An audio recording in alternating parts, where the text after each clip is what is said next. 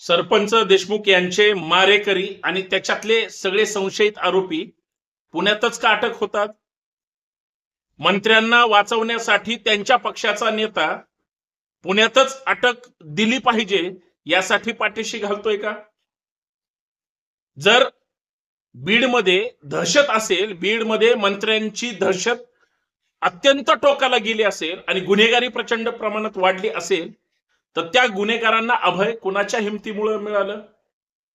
आणि सगळ्यात महत्वाचं, बीडचा बिहार झालाय हे आता राज्याच्या मुख्यमंत्र्यांनी आणि उपमुख्यमंत्र्यांनी हे मान्यच केलं पाहिजे. कारण बीडचे गुन्हेगार ज्यावेळेस एखाद्या सरपंचासारख्या व्यक्ती किंवा लोकप्रतिनिधींना म्हणजे अत्यंत क्रूर पद्धतीनं मारतात आणि त्यांचे आरोपी कुठल्या तरी राज्याच्या प्रमुख नेत्याच्या आशीर्वादाने फक्त पुण्यातच त्या ठिकाणी अटक देत आहेत, याचा अर्थ असा आहे की कॅबिनेट मंत्रीपदाची शपथ घेतली, तुम्हाला मंत्रीपद मिळणार आणि कॅबिनेट मंत्रीपदाची शपथ घेतल्यावर तुम्हाला पालकमंत्री सुद्धा मिळणार. मग ह्या जिल्ह्याचं पालकमंत्री नाही म्हणून दुसऱ्या जिल्ह्याचं केलं, याचा अर्थ असा आहे तुम्ही माणसं मारा, तुम्ही गुन्हेगार पोसा, तुम्ही सगळ्यांना पाठीशी घाला, सरकार तुमच्या पाठीशी भक्कमपणे उभा आहे का, असा त्या ठिकाणी जाहीर पाठिंबा लोकप्रतिनिधी अर्थात नेते मायबाप सरकार देत असेल तर सामान्य जनतेने काय विचार करायचा, या प्रमुख मुद्द्यावर मित्रांनो आपल्याला चर्चा करायची आहे. सर्वांना सर्वप्रथम जय जाऊ. नमस्कार, मी संतोष शिंदे. आपल्या सर्वांचं या सामाजिक विचारपीठावर मनपूर्वक हार्दिक स्वागत आहे. विषय गंभीर आहे, विषय महाराष्ट्रातल्या बिहारचा आहे, विषय मंत्र्यांच्या हत्येतल्या सहभागाचा आहे आणि विषय गुन्हेगारांना पाठीशी जे घालतायत त्या सरकारचा आणि नेतृत्वाचा आहे. त्याच्यामुळे कुणावर बेछूट आरोप आपल्याला करायचे नाही. जी वस्तुस्थिती महाराष्ट्रासमोर आली आणि जी वस्तुस्थिती महाराष्ट्रासमोर मांडली जाते त्याचं काही लोक राजकारण करतायत आणि काही सत्ताधारी मंडळी जे सो कॉल्ड सत्ताधारी पक्षाच्या किंवा मुख्यमंत्र्यांच्या जवळचे आहेत किंवा त्यांचे प्रवक्ते म्हणून सोडलेले आहेत, ती लोक ज्या सरपंचाची त्यांच्या पक्षाच्या कार्यकर्त्याची हत्या झाली ते त्यांना गंभीर वाटत नाही, पण त्यांच्याच पक्षाच्या आमदारांनी एखाद्या विषयी फक्त शब्द काढला तर ही लगेच महाराष्ट्रामध्ये आपल्या भूमिका मांडायला टिवटिव करताना दिसतात. ती लोक जिवंत माणसांची नाहीत तर ती फक्त मड्यावरच्या टाळूवरचं लोणी खाणारी आहेत का, या मुद्द्यावर चर्चा करायची. विषय गंभीर आहे, शिंदे खंबीर आहे, शिंदे बोलणार आहेत, शिंदे आपल्या समोर भूमिका मांडणार आहेत, म्हणून मी आपल्या समोर आलोय.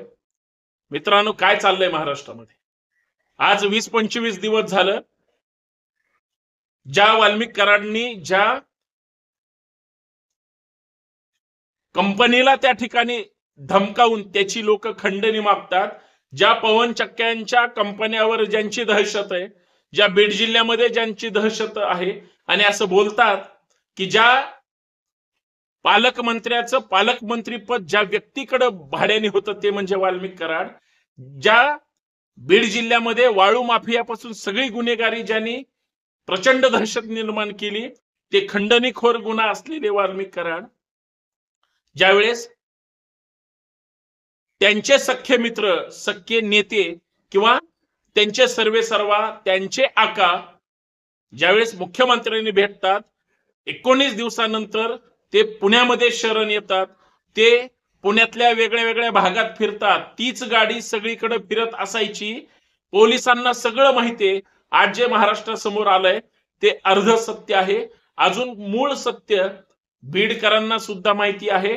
आणि गाडीमध्ये जे वाल्मिक कराड सोबत जे 2 नगरसेवक फिरत होते किंवा ज्या नगरसेवकांनी सगळीकडे ती गाडी फिरवली, मग ती सातारा रोडनी फिरवली का याचा शोध झाला पाहिजे, ती नगर रोडनी फिरली का याचा शोध झाला पाहिजे, ती इकडं मुंबईच्या दिशेने फिरली का याचा पण शोध झाला पाहिजे.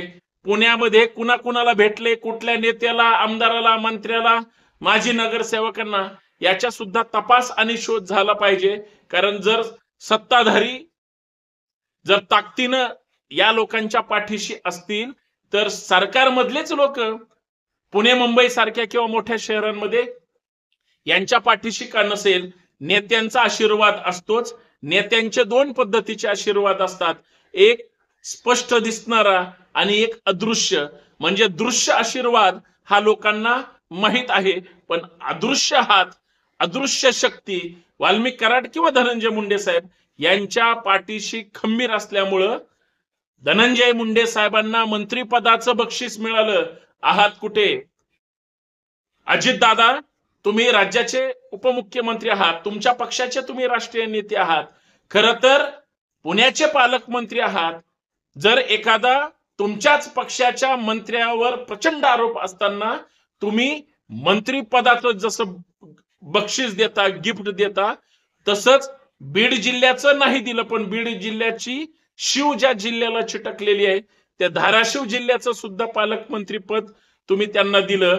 म्हणजे बीड नकोय तर धाराशिव घे. पण धाराशिव मधली माणसं इतकी शांत आणि गंभीर कसं काय असतील? तिकडं गुन्हेगाराचे आरोप झालेले आहेत, प्रचंड गुन्हेगारी तिथं वाढवली. उद्या अशीच दहशत जर धाराशिव जिल्ह्यामध्ये झाली आणि असाच धाराशिव जिल्ह्यामध्ये प्रत्येक 8 तालुक्यामध्ये नवीन वाल्मिक कराड जर तयार झाला, आहात कुठे? मग हेच जर राज्याचे उपमुख्यमंत्री महोदय करणार असतील आणि त्यांच्याच पक्षाचा माणूस जर गंभीर आरोपी म्हणून, खंडणीखोर म्हणून जर गुन्हे दाखल असतील, दादा चकार शब्द बोलायला तयार नाहीत, गप्प का आहेत? आणि दादांच्याच पुण्यामध्ये दादा पालकमंत्री असताना वाल्मिक कराडनी सरेंडर केलं. लगेच काल सांगळे आणि घुले नावाचे 2 आरोपी पुण्यामध्येच त्याच सीआयडी कार्यालयात आत्मसमर्पण करतात किंवा सरेंडर होतात. पोलीस फेल गेलेले आहेत, सीआयडी फेल गेलेला आहे, आरोपी कुणाला सापडत नाहीत. अशी मोबाईल कुठल्या देशातले वापरतात? अशी रेंज कुठली असते? यांचा खरंच कुणाशी कॉन्टॅक्ट नाही का? मग त्या कराड सोबत जे नगरसेवक इतर होते तेच ह्या सुद्धा आरोपींच्या पाठीशी आहेत का? याचा तपास होणार आहे की नाही? सगळ्यात महत्वाचं, जर धाराशिव, बीड किंवा पुणे पालकमंत्र्यांच्याच भोवताली हे सगळं प्रकरण असेल तर माननीय मुख्यमंत्री महोदय, राज्याची कायदा सुव्यवस्था कुणाच्या राम भरोसे आहे? आणि सगळ्यात महत्वाचं, मग हे पालकमंत्री राजीनामा देणार का? खरं तर नैतिक जबाबदारी स्वीकारून यांनी आरोपींना पाठीशी घातलंय म्हणून पुणे जिल्ह्याच्या पालकमंत्र्यांनी सुद्धा राजीनामा दिला पाहिजे. तसाच बीड जिल्ह्याच्या सुद्धा पालकमंत्र्यांनी राजीनामा दिला पाहिजे. तसाच धाराशिव जिल्ह्याच्या सुद्धा दिला पाहिजे. पण हे सत्तेसाठी आणि पदासाठी चिटकलेली माणसं त्यांच्या पक्षातल्या मंत्र्यालाच काही करू शकत नाहीत. आणि महाराष्ट्रात एवढे गंभीर गुन्हे घडतायत, गुन्हा घडलाय. जे जे दादाचे समर्थक असतील त्या सगळ्या बांधवांना माझे हात जोडून विनंती आहे, फक्त सरपंच देशमुखांची हत्या एकदा डोळ्यासमोर आणा. ती कुणी केली हे डोळ्यासमोर आणा, कुणी आदेश दिलेत हे डोळ्यासमोर आणा, संतोष देशमुखांना कुणी हलाहल करून मारलंय हे डोळ्यासमोर आणा. आणि मग आता तुमची नैतिकता तपासा, पाठीशी कोण घालतंय.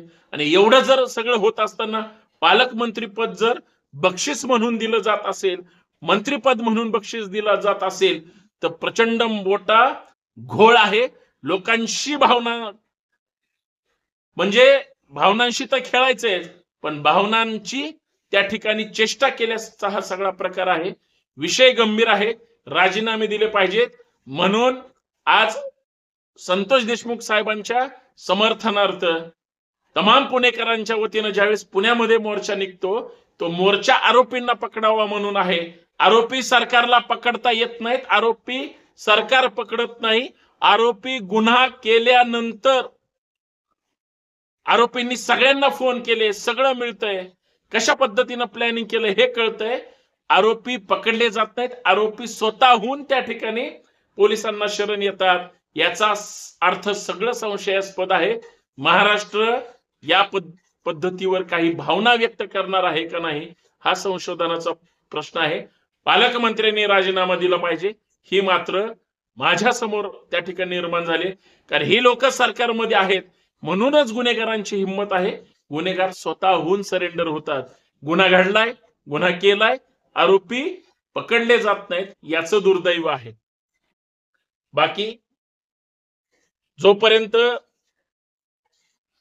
सरपंचांना न्याय मिळणार नाही, गुन्हेगारांना शिक्षा होणार नाही, तोपर्यंत सगळा संशय कल्लोळ महाराष्ट्रात तसाच आहे आणि याला सरकारचा नक्कीच आशीर्वाद आहे असं म्हणलं तर वावगं ठरणार नाही.